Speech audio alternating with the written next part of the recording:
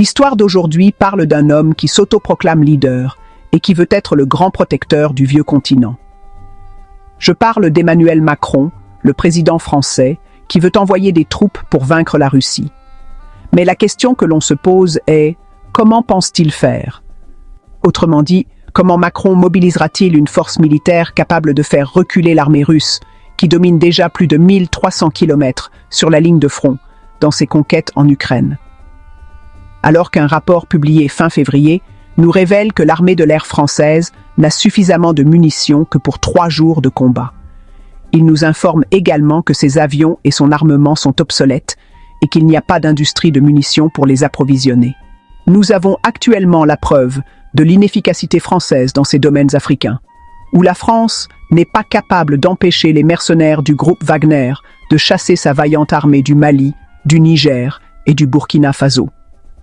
Nul besoin de trop théoriser, car la réalité nous montre toujours le chemin le plus direct comme réponse, et la vérité est que la France affiche une image et un statut économique absolument injustifiés, pour ne pas dire mensongers. Car l'économie française est soutenue à plus de 70% par le secteur des services, l'agriculture représentant moins de 2% et l'industrie moins de 20%.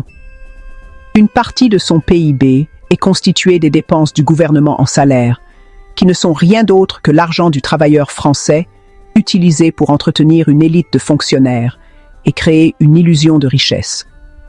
Les fanfaronnades de Macron sont le produit de quelqu'un qui vit dans une bulle, dans un monde protégé dont les jours sont comptés, et nous pouvons affirmer que la France, sans l'exploitation de l'Afrique, serait comme un pays du tiers-monde. Et l'explication est simple. Sans l'uranium du Niger, le secteur nucléaire, qui fournit 70% de l'électricité du pays, s'effondrerait. Sans le pétrole et le gaz africain, l'entreprise publique Total ne serait pas l'une des plus grandes compagnies pétrolières du monde. Sans le cobalt et le coltan du Congo, l'industrie technologique et militaire coulerait. Les grandes entreprises françaises dépendent essentiellement de l'Afrique asservie. Par exemple, Orange a plus de 140 millions de clients en Afrique, un marché où elle opère sans concurrence et qui est fondamental pour sa croissance. Bolloré, entreprise de logistique et de port maritime, contrôle en exclusivité l'infrastructure de la Côte d'Ivoire, du Sénégal et d'autres pays.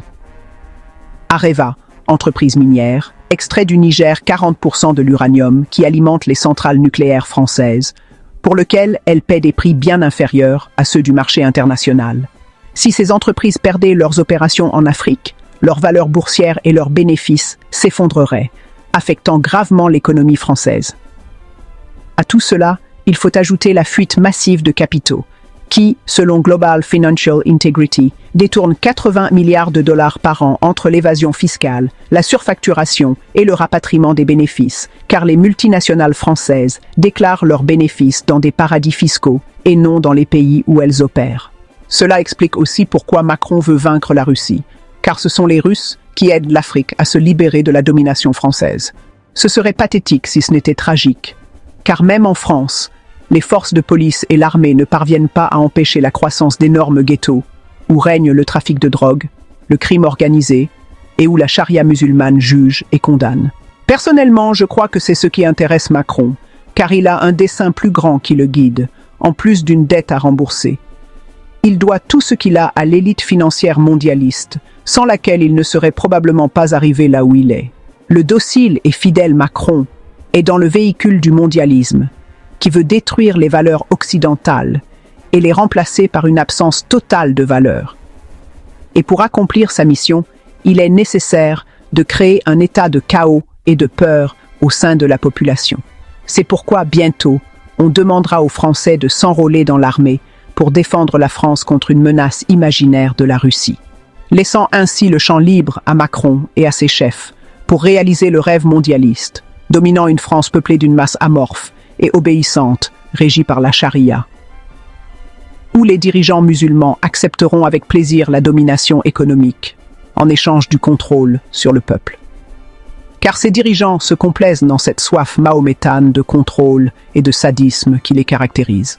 Et pourtant, en pensant à mes enfants, je garde encore une lueur d'espoir qu'après tant d'années d'hypocrisie et de cruauté, puisse venir un temps où naîtront des hommes capables d'empêcher le monde de sombrer dans les ténèbres. car je poursuis encore une utopie. Puissent exister des peuples qui ne se laissent pas gouverner. Bonne chance et bonne santé à tous.